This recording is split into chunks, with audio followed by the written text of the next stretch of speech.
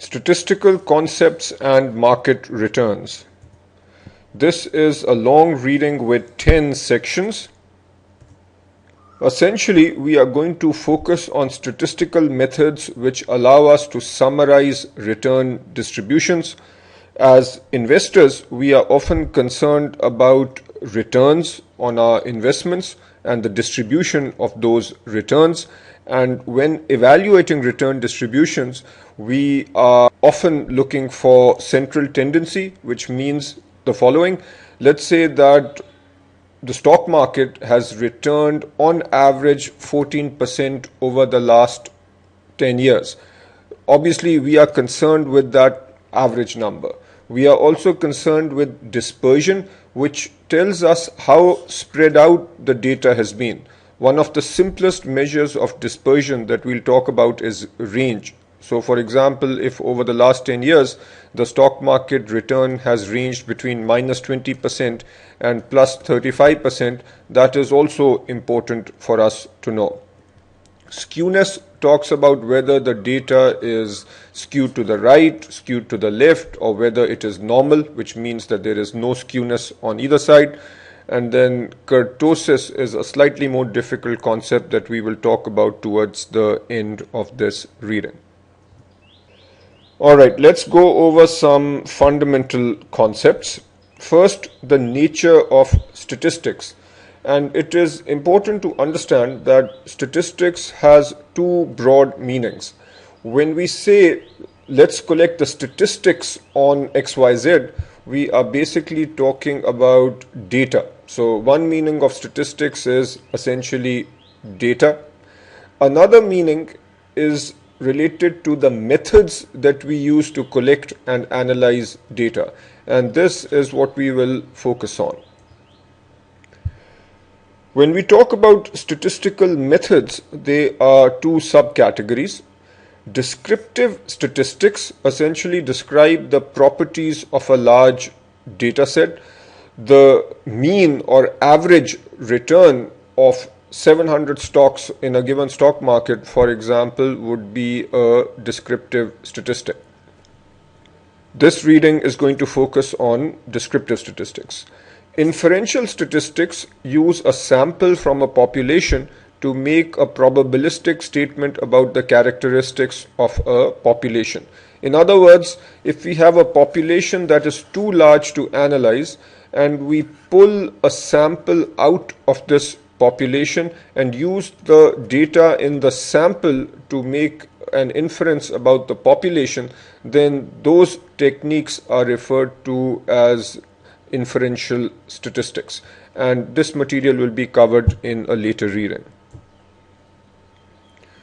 Let's cover some basic definitions that will be used in this reading as well as in subsequent readings. A population refers to all members of a specific group. So, for example, if you define a population as follows: all the publicly traded stocks in a given country, for example, could be a population. So let's say that that number for a given country is 2000. A parameter describes the characteristics of a population, and generally this is denoted by the Greek symbol mu. So the average return of these 2000 stocks might be 10%. So we will say that the parameter mu, which describes the average return of the population of stocks, is 10%.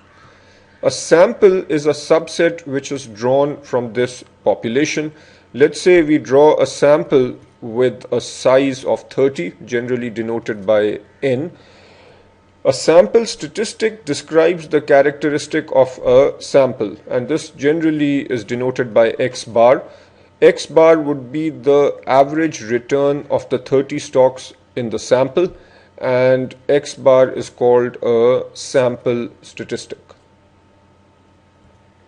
Let us now talk about 4 different measurement scales. A nominal scale is one where we essentially only use names. A nominal scale is one where only names make sense.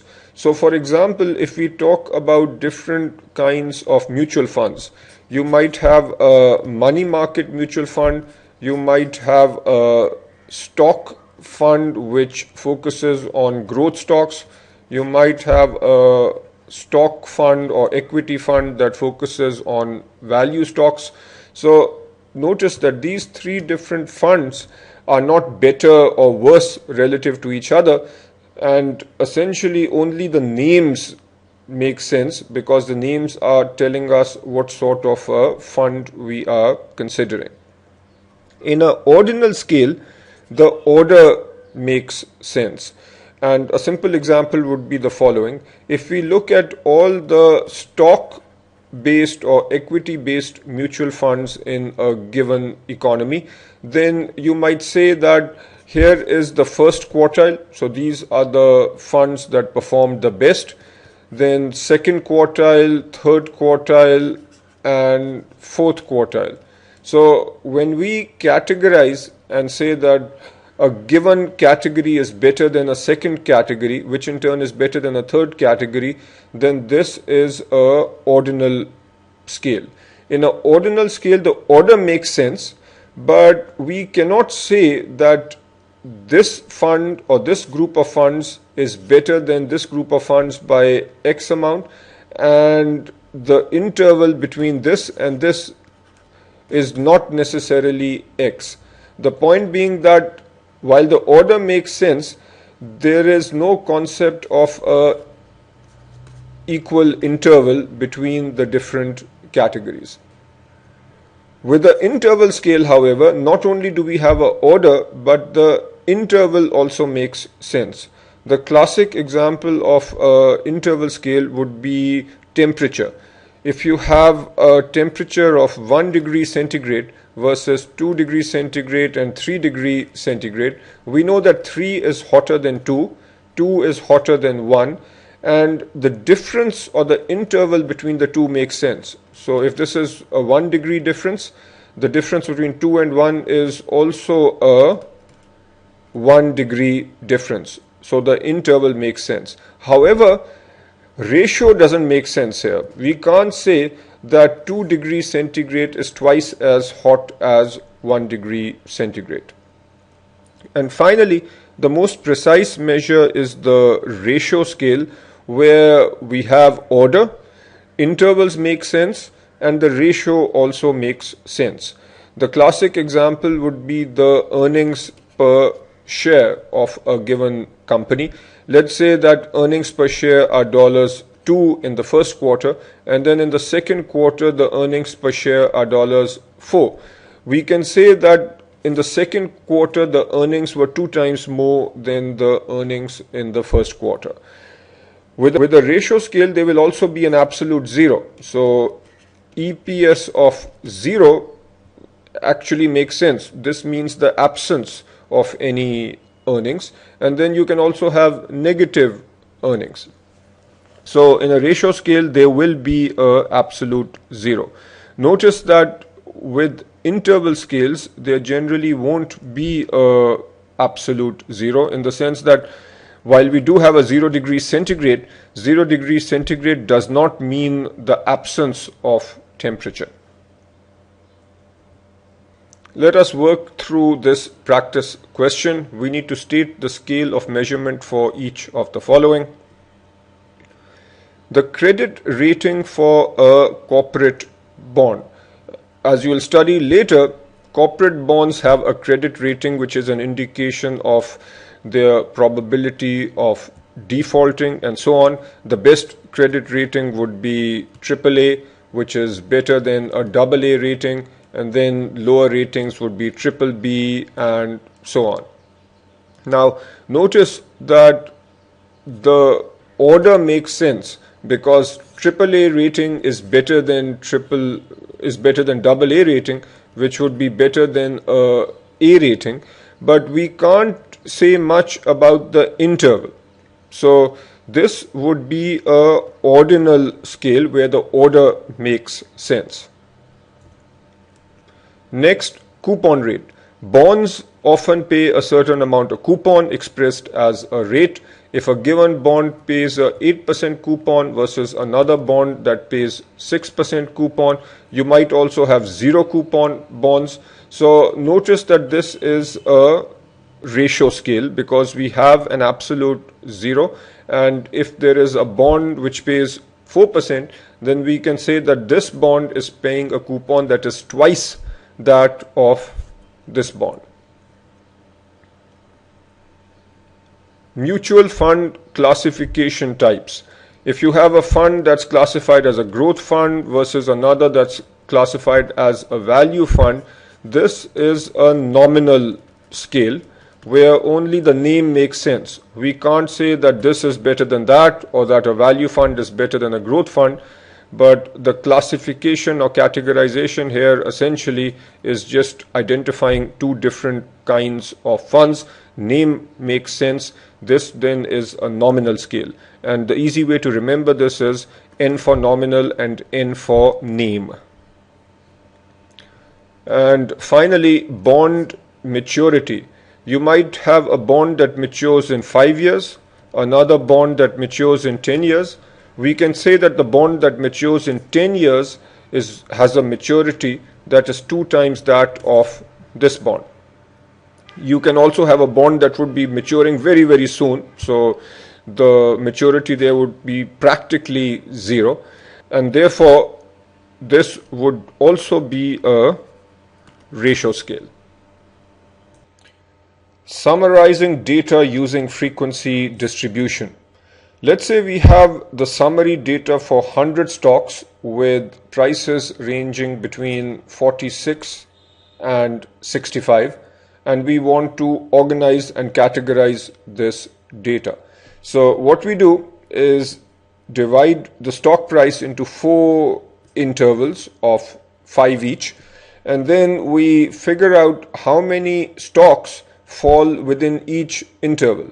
And we notice that 25 stocks fall in the 46 to 50 interval, 35 in the 51 to 55 interval, and so on. So this number is called the absolute frequency. In other words, 25 stocks show up in this interval, 35 in this interval, and so on. Cumulative frequency refers to the total number of stocks that have a price of 50 or less. So that's 25 over here. The total number of stocks with a price of 55 or less would be 25 plus 35, which is 60. The total number of stocks, or the cumulative number of stocks with a price of 60 or less, would be 25 plus 35 plus 29, which is 89. And then the total number of stocks with a price of 65 or less would be 100. That is called cumulative, and cumulative because we are essentially accumulating the number of stocks in each interval. Relative frequency simply says how many stocks we have in each interval relative to the total number of stocks. Given that we have 100 stocks and 25 are in the first interval, the relative frequency is 25 over 100, which is 0.25, and these numbers should make sense. Cumulative relative frequency is simply taking the cumulative frequency and dividing by 100. So here the cumulative frequency is 89, divided by 100 is 0.89. Now that you have understood what we've done here, the formal process for constructing a frequency distribution should be fairly obvious. Essentially, we first define the intervals, which is what we did over here.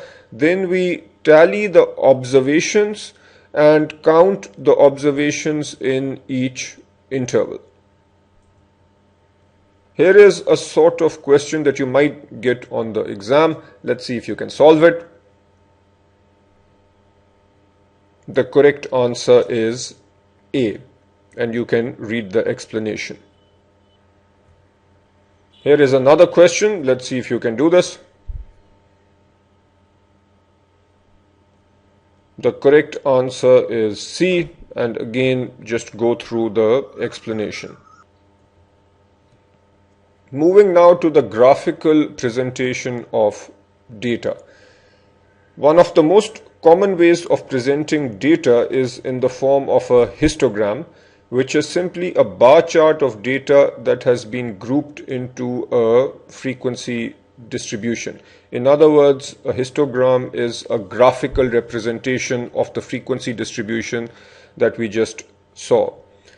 What you are looking at over here is a histogram of S&P 500 monthly total returns between 1926 and 2002.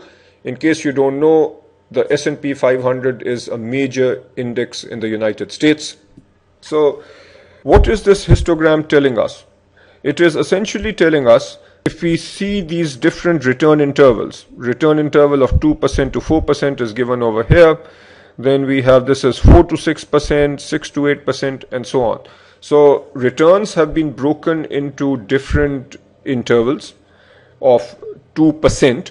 And then we are looking at the number of months where the return fell in a given interval. So what this is saying is that in approximately 180 months between 1926 and 2009, the return was between 2% and 4%. And then if you look at this number over here, let's say this is about 150. In about 150 months, the return was between 4% and 6%. Notice that the histogram gives us a very quick sense of where most of the data lies. And that is the big advantage of presenting data graphically, in that you can quickly see how the data is distributed. A frequency polygon simply takes the midpoints of the histogram and connects those points. So if you take this histogram and the midpoints for each one of these bars and connect those midpoints, you have what is called a frequency polygon. The x-axis will have the midpoint of each of the intervals. So the 2% to 4%, which was shown right here, instead of giving the whole range, we will just specify the midpoint, which is 3%, and the frequency will be shown as a midpoint. So notice the 3% is shown right here and the midpoint is 180. Let's now look at the cumulative absolute frequency. We've already studied what cumulative absolute frequency means. This is simply the graphical depiction. And to help you interpret what you are looking at here, I will present a question. Let's say that we look at this 4% number over here, and I tell you that 4% over here reads off at 650. So how do we interpret this? The way we can interpret this is, in 650 months, the return, the monthly return was 4% or less. If with 0 we read off 400, what that would mean is in 400 months the return was 0% or less than that. And then what this would mean is that in approximately, let's say this reads off at 890, in 890 months the return was 24% or less. The cumulative frequency distribution will level off eventually at the total number of months. So if we take an extreme case of 100%, then obviously the number of months in which the return was 100% or less will be equal to the total number of months in our measurement period. And then after that, whether we pick 150%, the number of months with returns of 150% or less will simply stay the same. Let's look at a few practice questions. Here the correct answer is C.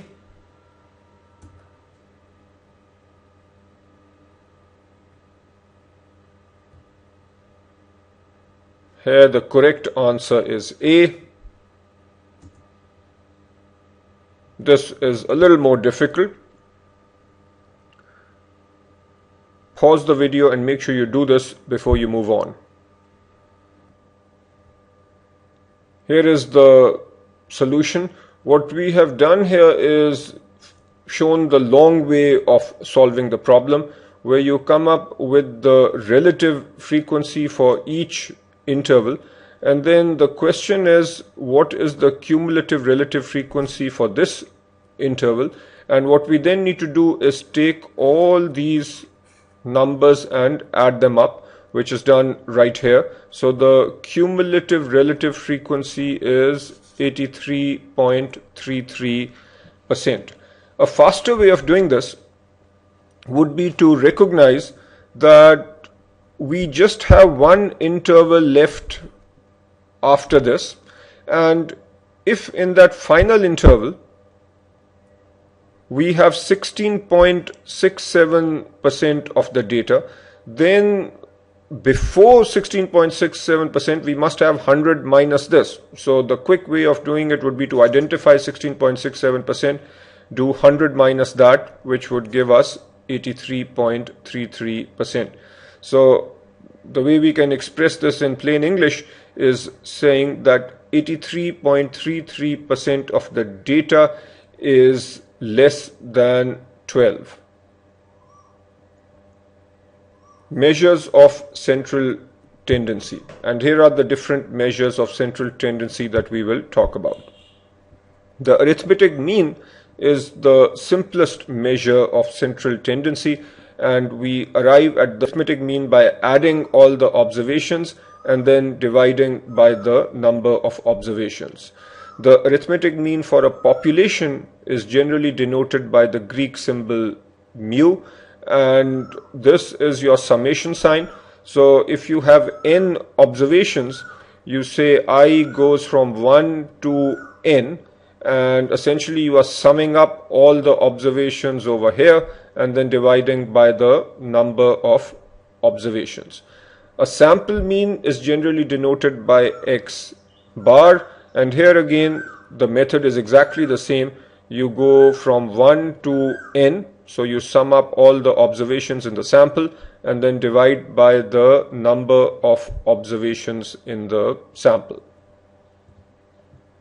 The median is the middle item of a set of items that has been sorted into ascending order.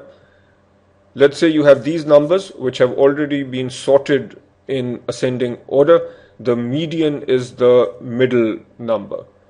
If you have an odd number, then this is straightforward. If you have an even number of items, then you take the middle two numbers, which in this case would be 9 and 10, and you simply then take the average of the middle two numbers.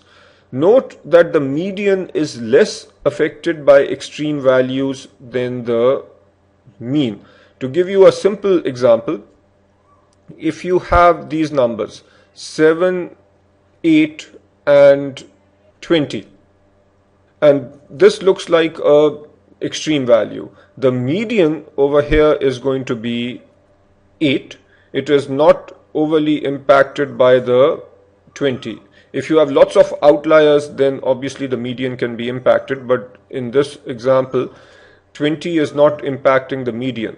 But 20 will have a major impact on the mean, because the mean over here is going to be 7 plus 8 plus 20 divided by 3. So because of this 20, the mean number or the average number will go up a lot. The mode is simply the most frequently occurring value in a distribution. In this simple set, the mode is 8.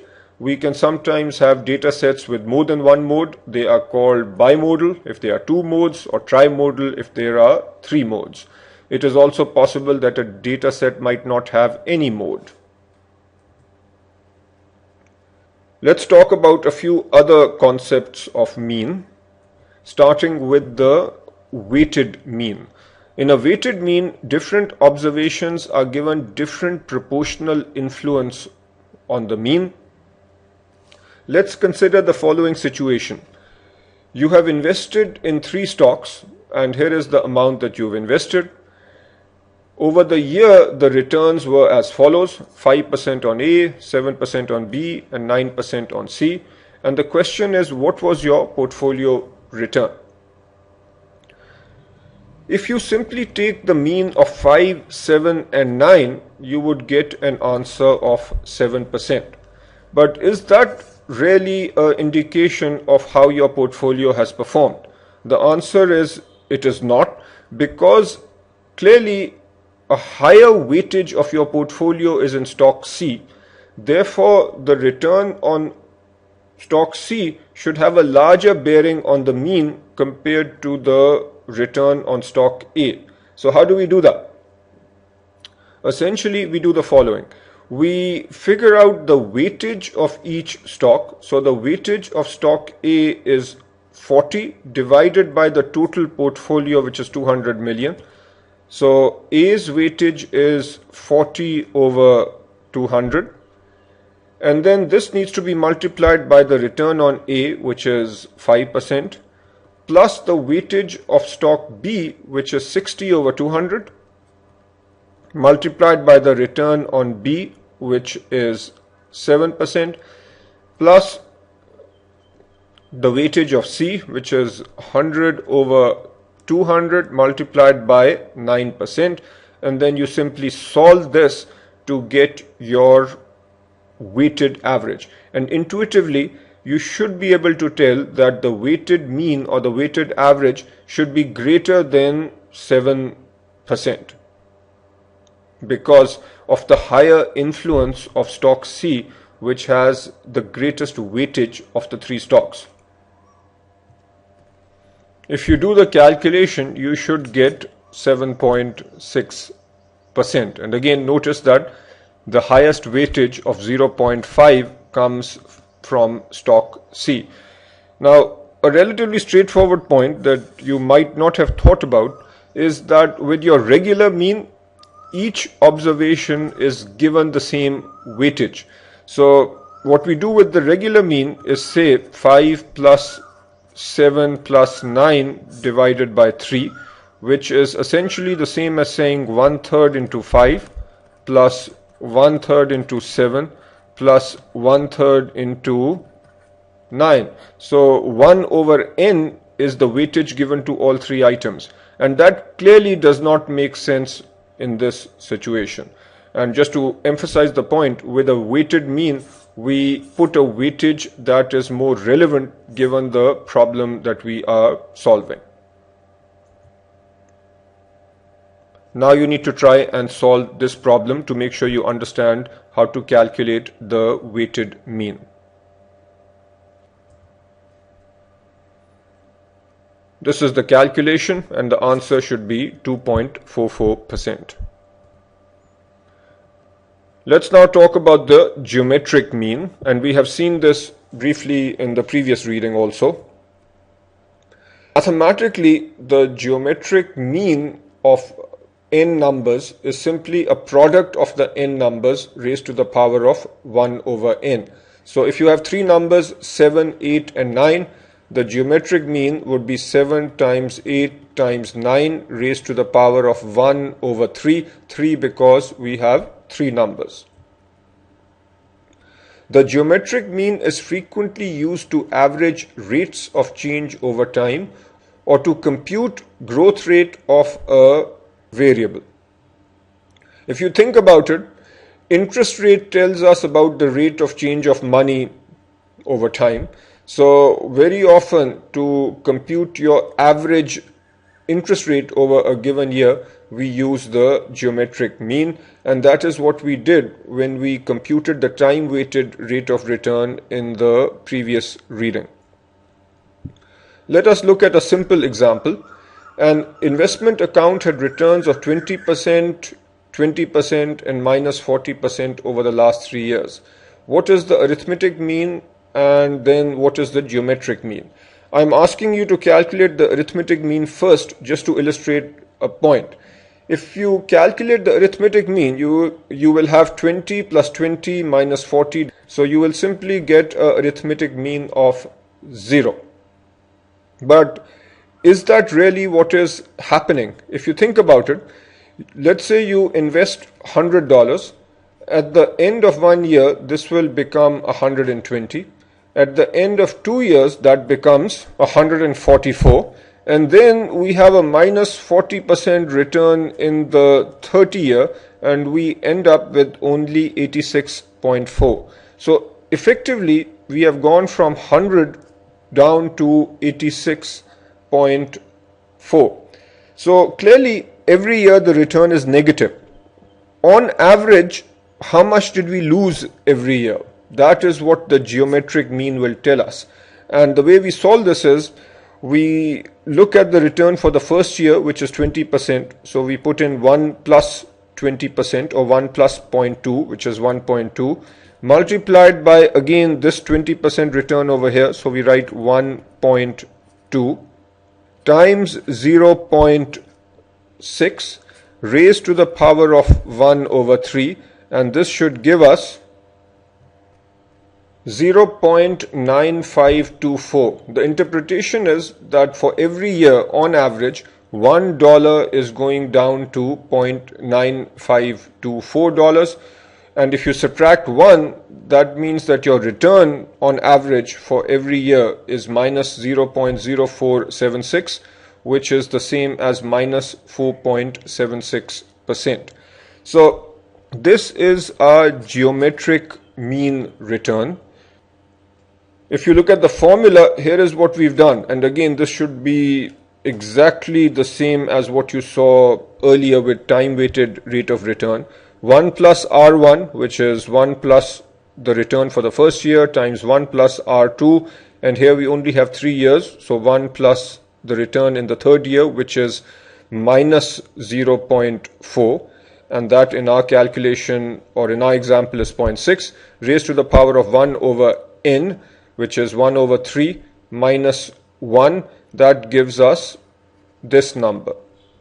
Now, to understand this point, notice that if you start with $100, and then every year, if you are to lose 4.76%, so you lose 4.76% in the first year, lose 4.76% in the second year, lose 4.76 in the third year, then you will end up with 86.4. So the interpretation of the geometric mean is that it is telling you on average how much you are losing every year. To make sure you understand this concept well, do this problem now. You should calculate the return for the first year, the second year, and then simply come up with the geometric mean. 0.5 simply is 1 over 2 because we have 2 periods. We minus 1 to come up with the return. You should get 0.1832, which is 18.32%. Next, we talk about the harmonic mean. The harmonic mean is a special type of weighted mean in which the observation's weight is inversely proportional to its magnitude. This might be a little difficult to understand, but let's look at an example, and after the example it will make sense. Let's say you purchase $2,000 worth of your company stock every month. The purchase price over the last 3 months has been 20, 24 and 30. On average, how much did you pay per share? Now, the average amount that you pay per share is actually the harmonic mean. Let us just do this logically, and then I will show you how our calculation actually corresponds to this definition and this formula. To calculate the average price that you paid, what you need to do is figure out the total amount that you paid and then divide that by the total number of stocks that you purchased. You made a purchase of $2,000 worth of stock every month for 3 months. So overall you purchased 6,000 worth of stocks, which is essentially 2,000 multiplied by 3. Then if you look at how many stocks you bought in the first month, you bought 2000 divided by 20 because that was the share price initially. And then in the second month you bought 2000 divided by 24, and in the third month you bought 2000 divided by 30. When you solve this, you should get the average price that you paid for stocks. The answer you should get is 24, and that is the harmonic mean. Now let's look at the formula. XH stands for the harmonic mean. This is given by n, which is the number of items, which is 3 in this case, divided by the summation of 1 over x, x being each of the items of which you are finding the harmonic mean. In our example, that's 20, 24 and 30. So the first 1 over x would be 1 over 20, and then we have 1 over 24, and then 1 over 30. So that is the formula. If you look at what you've done over here and apply some basic algebra, you can divide the numerator and denominator by 2000 and you will still have the same fraction. If you divide the numerator by 2000, this cancels out. If you divide the denominator by 2000, then we essentially have these 2000s cancelling out and we are just left with 1. Notice now that what you have here is exactly the same as the formula for the harmonic mean. So once you are convinced that this works, you don't need to go through this relatively long-winded exercise. You can simply plug in n, which is the number of items of which you are finding the harmonic mean, and then 1 over 20, where 20 is the first item, and so on. This should give you 24. Now this definition might make sense where we say that the harmonic mean is a special type of weighted mean in which an observation's weight is inversely proportional to its magnitude. So what this is trying to say is expressed over here. I would not get too hung up on this definition. The more important point is to recognize the use of the harmonic mean, which is given over here. When you are spending an equal amount of money on stocks where the stock price is changing and you want to compute the average price that you are paying, then you have to compute the harmonic mean. So here is a practice question that will help reinforce this concept. You should be able to do it quite fast, and the answer is, on average, you pay $12 per stock. Let us now look at a comparison of the arithmetic mean, geometric mean, and harmonic mean. If returns are constant over time, then the three will be the same. So if you have 3 years and in all 3 years the return is 7%, then clearly the arithmetic mean is 7%. The geometric mean will be 1.07 into 1.07 into 1.07 raised to the power of 1 over 3 and then minus 1. That will also give you 7%. And if you do the harmonic mean calculation, you will get 7%. If returns are variable, then the arithmetic mean will be greater than the geometric mean, which is greater than the harmonic mean. Let's say our returns over the 3 years are 7%, 8%, and 9%. The arithmetic mean is clearly 8%. If you compute the geometric mean, it is going to be less than 8%, and the harmonic mean is going to be even less than that. The difference between the arithmetic mean and the geometric mean becomes more if the variability increases. In other words, if the returns are then 5%, 8%, and 11%, the difference between the arithmetic mean is actually going to increase from here to here. And you should do this at least once in your lifetime to convince yourself that this is indeed true, and then you should be able to answer the sorts of questions that might show up on this subject. Moving now to other measures of location. Say you have the following return data for 20 mutual funds, and the data has been organized for you in ascending order. So we have fund number 1, 2, 3 all the way to fund number 20, and we are given the return data. We can divide this data into quartiles, which means that the data is divided into quarters. If you have a total of 20 funds, then dividing into quarters means that in each bucket you have 20 divided by 4, which is equal to 5 funds. So this would be one quartile, this would be a second quartile, the third quartile, and the fourth quartile. Dividing into quintiles means that we divide into 5 different buckets. So 20 over 5 is equal to 4. So here we would have 1, 2, 3, and 4. This would be one quintile. 5 through 8 would be another quintile, and so on.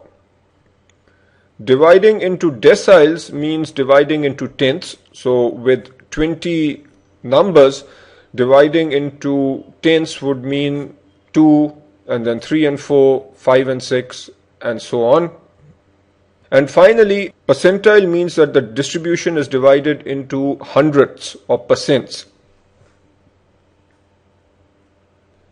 Let us now understand the concept of location. Again, using the same data, at a given percentile y with n data points, in our example n is 20, and the data is sorted in ascending order, the location of a given observation is as follows.